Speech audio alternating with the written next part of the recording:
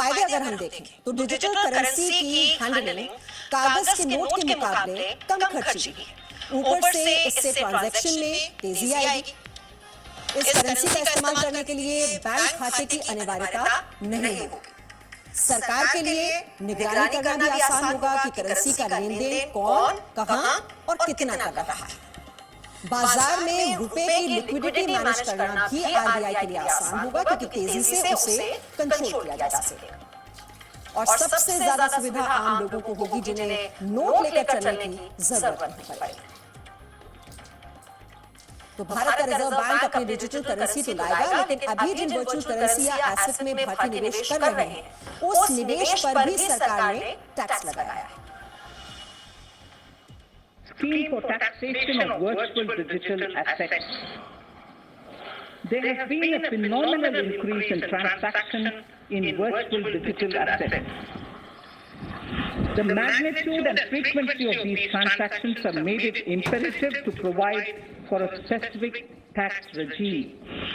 Accordingly, for the taxation of virtual digital assets, I propose to provide that any income from transfer of any virtual digital asset shall be taxed at the rate of 30%, 30%.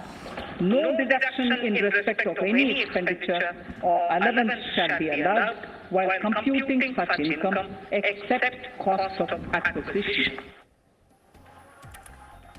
तो सरकार ने आज दो बड़े ऐलान किए हैं। तो ये कि भारत की अपनी डिजिटल करेंसी होगी, और दूसरा ये कि वर्चुअल एसेट इन्वेस्टमेंट पर टैक्स लगेगा। भारत में जो वर्चुअल एसेट क्लास के निवेशक हैं, वो सरकार के इस फैसले पर क्या सोचते हैं, उनकी बातें हम पहले आपको सुना देते हैं।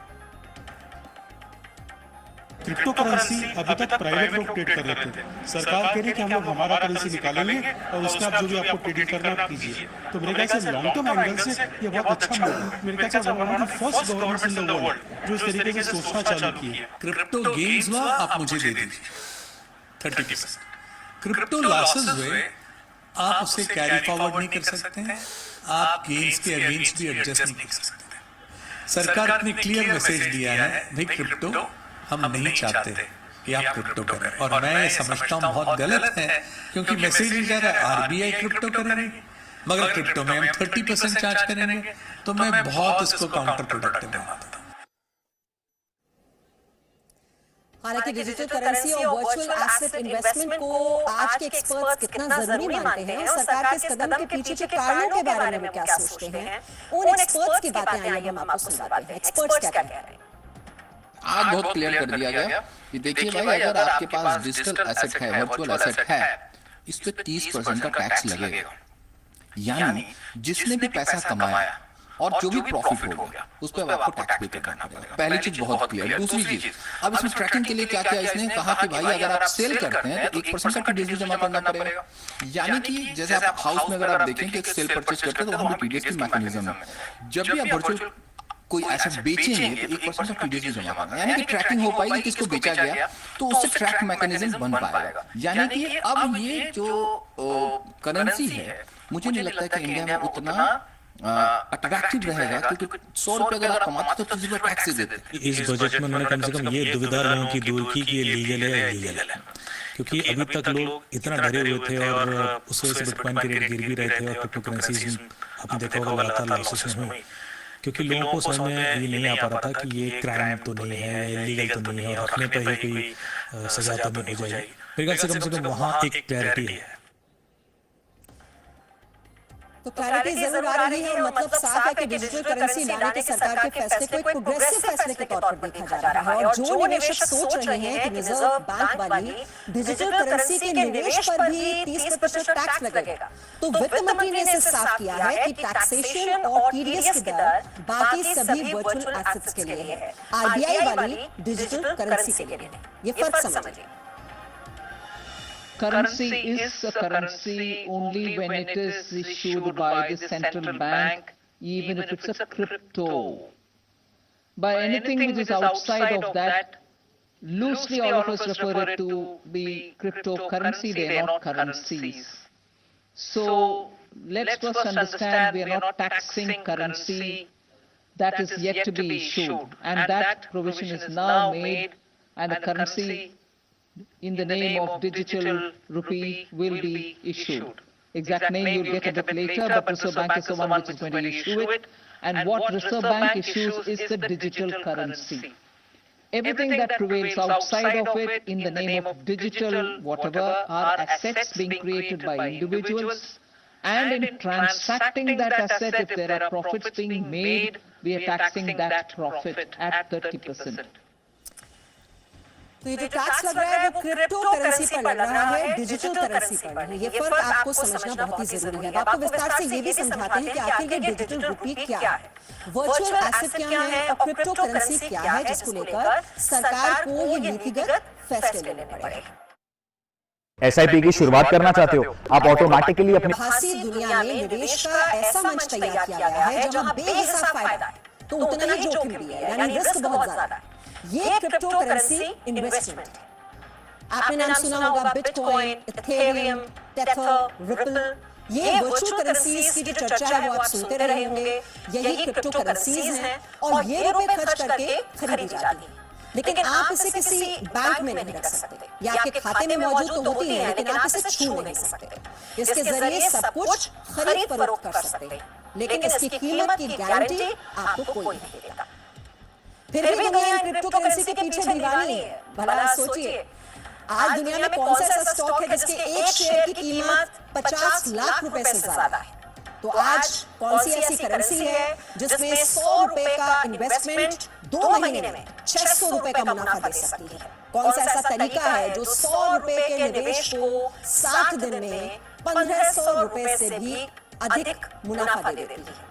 ये सारे नामुमकिन से दिखने वाले फायदे क्रिप्टो करेंसी इन्वेस्टमेंट में हो रहे हैं, और इसीलिए भारत सरकार को इस विषय को लेकर नई पहल करनी पड़ी, क्योंकि इन वर्चुअल करेंसीज के इन्वेस्टमेंट में भारत की बड़ी पूंजी निवेश हो रही है। अनुमान ये है कि 10 करोड़ से अधिक भारतीयों ने क्रिप्टो करेंसी में 6 लाख करोड़ रुपए से ऊपर का निवेश कर रखा है। जी हाँ, 10 करोड़ से ज्यादा लोग हैं जिन्होंने क्रिप्टो करेंसी में निवेश किया हुआ है, और ये जो रकम है ये लगभग 6 लाख करोड़ रुपए से ऊपर की है। और खतरे की बात इसमें ये है कि ये सारा निवेश अनरेगुलेटेड था, यानी भारत सरकार का उस पर कोई नियंत्रण नहीं था, कोई कंट्रोल नहीं था, और न ही इस निवेश से होने वाले फायदे पर भारत सरकार को कोई टैक्स मिल पाता था। ऊपर से भारतीय निवेशकों का ये पैसा ड्रग्स मार्केट में जा रहा है, या टेरर फंडिंग में इसका इस्तेमाल हो रहा है, या फिर मनी लॉन्ड्रिंग हो रही है, ये कुछ भी पता नहीं था, क्योंकि कोई कंट्रोल नहीं था, कोई मॉनिटरिंग नहीं थी। लेकिन अब ये टैक्स नेट में आ चुका है। इसीलिए इस तरह की जो तमाम चिंताएं हैं उन्हीं को देखते हुए भारत सरकार अपनी डिजिटल करेंसी लाने का ऐलान कर चुकी है, जो ठीक उसी तरह की ब्लॉकचेन जैसी तकनीकों पर आधारित होगी जिन तकनीकों पर वर्चुअल करेंसी बनाई जाती है। ये भी हम आपको सरल शब्दों में समझाने की कोशिश कर रहे हैं ये कैसे किया जाता है। क्रिप्टो करेंसी एक वर्चुअल करेंसी है जो भौतिक रूप से वजूद में नहीं होती। इसे क्रिप्टोग्राफी के जरिए तैयार किया जाता है, और इसकी जानकारियां सुरक्षित रखने के लिए ब्लॉकचेन नाम की कंप्यूटर टेक्नोलॉजी का इस्तेमाल किया जाता है। इसमें हर एक ब्लॉक एक खास कोड के जरिए जुड़ा होता है, और बिना कोड के उसकी जानकारी पाना नामुमकिन होता है। तो खास कोड के जरिए जुड़े होते हैं ब्लॉक्स, और इस तरह तैयार की गई एक डिजिटल करेंसी क्रिप्टो निवेश का एक तरीका है। जैसे आप अपने पैसे खर्च करके शेयर, डिबेंचर, बॉन्ड, सिक्योरिटीज वगैरह खरीदते हैं आप, और शेयर बाजार के हिसाब से उस निवेश पर आपको फायदा होता है या फिर नुकसान होता है। ऐसे ही निवेश का एक तरीका क्रिप्टो करेंसी।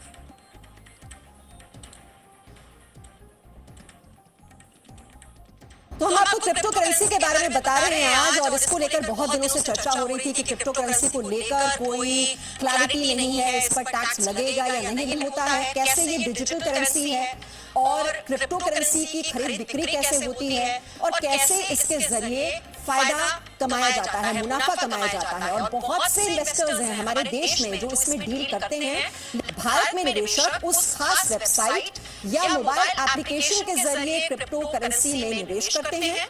ये crypto exchange credit card, wire transfer या डिजिटल पेमेंट के जरिए पेमेंट ली जाती है और बदले में क्रिप्टो करेंसी में निवेश का हिस्सा मिलता है। तो कैसे ये क्रिप्टो करेंसी में लोग निवेश करते हैं, जो आप लगातार सुनते होंगे, ये आज हम आपको समझाने की कोशिश कर रहे हैं। अब ये निवेश भी कई तरह का है, क्योंकि मान लीजिए एक क्रिप्टो कॉइन की कीमत 50 लाख रुपए है, तो उसे आम निवेशक तो खरीद नहीं सकता, इसलिए उसे निवेश वाली पूंजी के हिसाब से क्रिप्टो करेंसी का आनुपातिक हिस्सा मिलता है और क्रिप्टो करेंसी की वैल्यू के साथ निवेशक की पूंजी बढ़ती या घटती जाती है। लेकिन अभी तक इसे हाई रिस्क यानी भारी जोखिम वाला निवेश माना जाता है। अब ये हाई रिस्क के साथ क्यों जुड़ा हुआ है, ये भी आपके लिए समझना जरूरी है। क्रिप्टो करेंसी में निवेश से मुनाफा जितना तेजी से हो सकता है, उससे भी ज्यादा नुकसान के खतरे भी।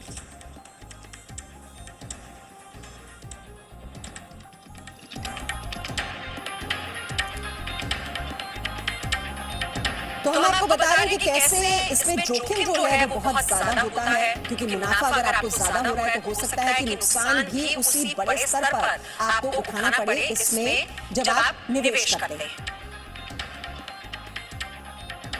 अगर आप क्रिप्टो कोई भी एसेट या करेंसी खरीद रहे हैं या उसको बेच रहे हैं, उसके ऊपर टैक्स दे रहे हैं, तो कहीं ना कहीं इम्प्लिसिट प्रिजम्पशन मान लिया जाएगा कि क्योंकि मैं टैक्स दे रहा हूँ, इसलिए कानून मुझे इस तरह की क्रिप्टो एसेट्स की ट्रांसफर या खरीद फरोख्त की इजाजत देता है। तो उससे अल्टीमेटली होगा ये कि भारत में जो क्रिप्टो इकोसिस्टम है, पर्यावरण है, उसको ज्यादा सहायता मिलेगी, इंकरेजमेंट मिलेगी और भारत क्रिप्टो इकोनॉमी की ओर एक सुदृढ़ रूप से बढ़ पाएगा।